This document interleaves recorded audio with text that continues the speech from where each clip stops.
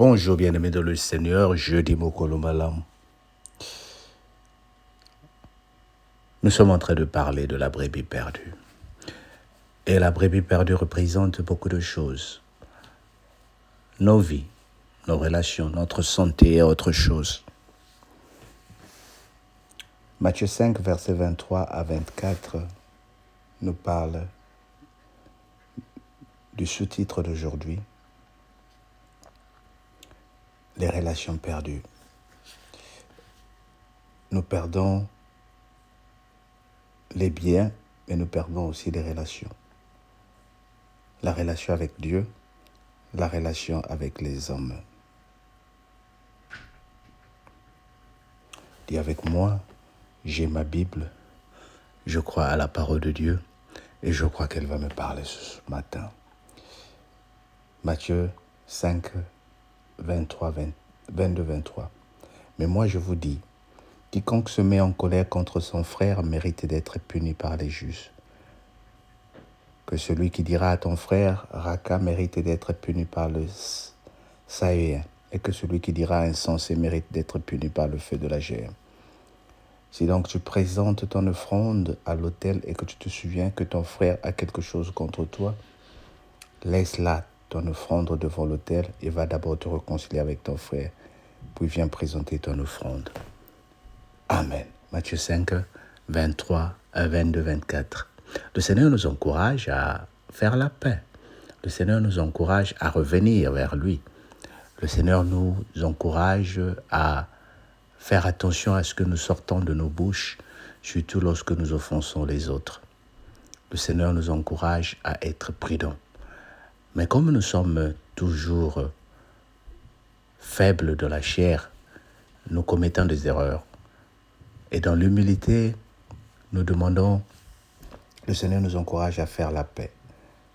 Le Seigneur nous encourage à préserver.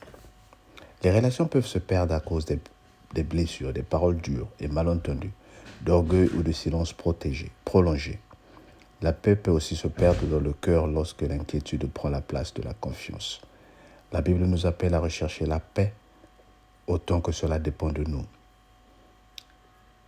Jacob avait perdu la paix avec son frère Esau après l'avoir trompé.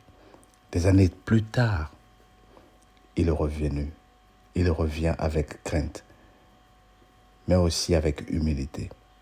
La rencontre entre Jacob et Esau devient un moment de réconciliation. Parce que son frère avait témoigné de la paix. Son frère avait témoigné de non, d'oubli pour avancer. Ce récit montre que certaines relations peuvent se retrouver par l'humilité, la réparation et la grâce de Dieu. Ce qui nous aide à retrouver la relation et la paix, c'est, comme je dis, c'est le pardon. Demandez pardon. Parlez avec vérité et douceur. Bien aimé, certains d'entre nous, nous souffrons parce que notre bouche est tellement aiguë. Nous ne savons pas parler aux autres. Et lorsque nous sortons des paroles dures, nous attendons que les autres reviennent encore vers nous pour nous demander pardon. Nous pensons que ce sont nos droits de blesser les autres. Nous pensons que ce sont le droit de parler comme nous voulons aux autres. Et c'est nous qui nous plaignons en plus. Mais le Seigneur te demande un peu de réconciliation avec toi-même et avec les autres. Qu'est-ce que tu as sorti de ta bouche qui a blessé les autres?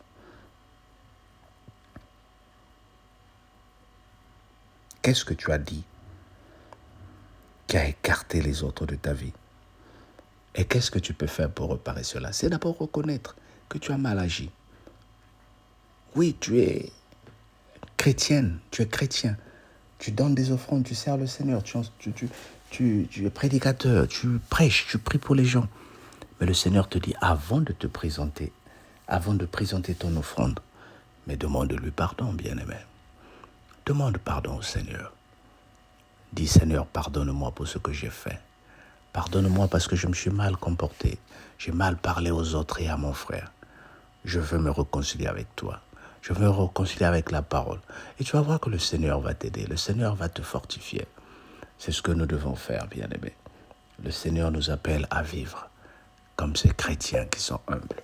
Le Seigneur nous aide à revivre comme ces chrétiens qui sont calmes. Que la grâce du Seigneur nous soit donnée. Que le Seigneur nous aide. Dans le nom de Jésus-Christ, notre Seigneur. Merci beaucoup. Amen. Ben, que le Seigneur te bénisse. Passe une très bonne journée. Et on se dit à demain vendredi. Bye bye.